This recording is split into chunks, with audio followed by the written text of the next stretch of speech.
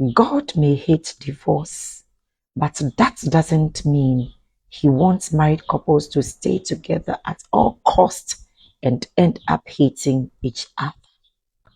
Let me say something that may make some people uncomfortable. We often hear, God hates divorce. God hates divorce. It is scriptural, right? But sometimes some of us wonder, do we remember that God also cares about how we treat the people we marry? Perhaps we need to ask another life transforming question. Does God want people to remain married while they are emotionally destroying each other? So here is my message today. Love your partner right, or at least have enough courage to admit that something is fundamentally wrong and seek help to change it.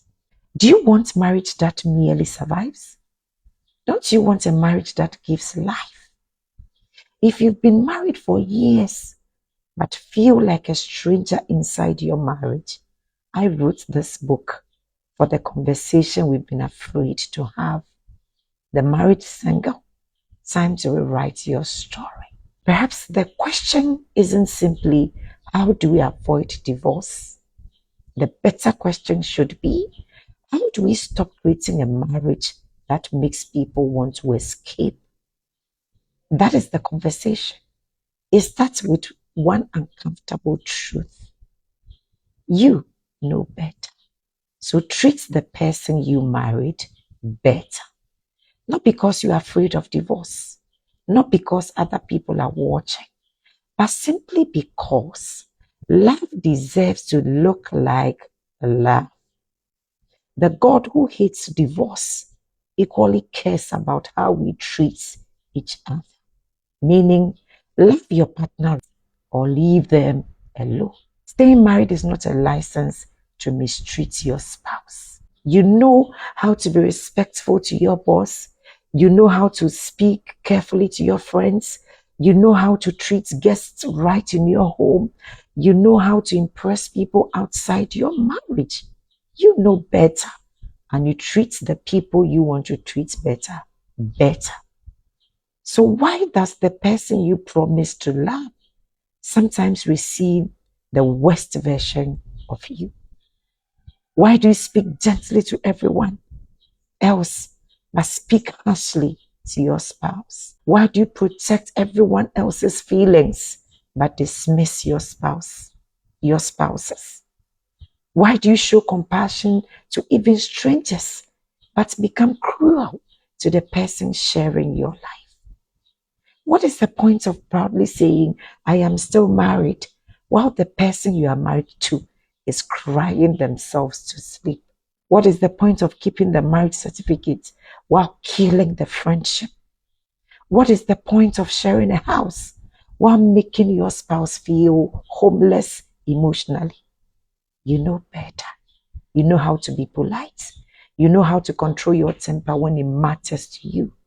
You know how to show respect when you are trying to impress someone. You know how to treat people outside your home. So why does your spouse get the version of you that nobody else would tolerate? Why? Because marriage is supposed to be permanent? Because that is just how you are? Because they won't leave? No. Marriage should never become a sanctuary for cruelty simply because divorce is discouraged. If you believe God brought two people, you and your partner, together, then shouldn't that relationship also reflect love, dignity, compassion, responsibility, and respect? I am not talking about even perfection. I am talking about intentionality, apologizing when you are wrong, listening when your spouse is hurting, learning your partner again. The person you married 10, 20 years ago has evolved. Why are you treating them the same way you treated them at the point of entry? Deal with resentment. Talk about intimacy. Get help when you need it. Stop weaponizing silence. Stop using money, sex, children, religion, or emotional withdrawal to punish each other. Staying married is not the highest achievement. Yes, staying married is not the highest achievement. The highest achievement is creating a marriage in which two human beings can feel safe, valued, respected, and loved. Marriage should not be where kindness goes to die. Your marriage shouldn't be where your kindness goes to die. Let's be clear. Love is not merely staying. No, love is how you treat the person you are staying with. So if your partner says, love me right or leave me alone, understand what they are actually asking for. They are saying, don't just remain married to me. Treat me like someone you want to spend the rest of your life with. A marriage can survive legally while dying emotionally. A marriage can survive legally while dying emotionally. Do you want your marriage to survive legally whilst dying emotionally? Perhaps the question isn't only how do we keep this marriage together, but how do we make this marriage worthy of staying in? That is the part of the conversation behind my book, The Married Single, Time to Rewrite Your Story. Because staying married and experiencing marriage, a healthy, loving marriage, are not the same thing.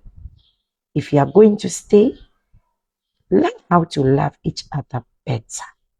Because the God who hates divorce equally hates dysfunctional marriage.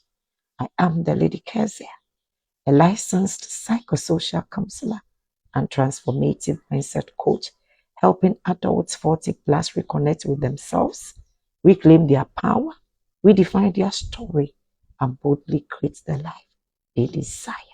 I'll come your way again in another video. But until then, I say much love and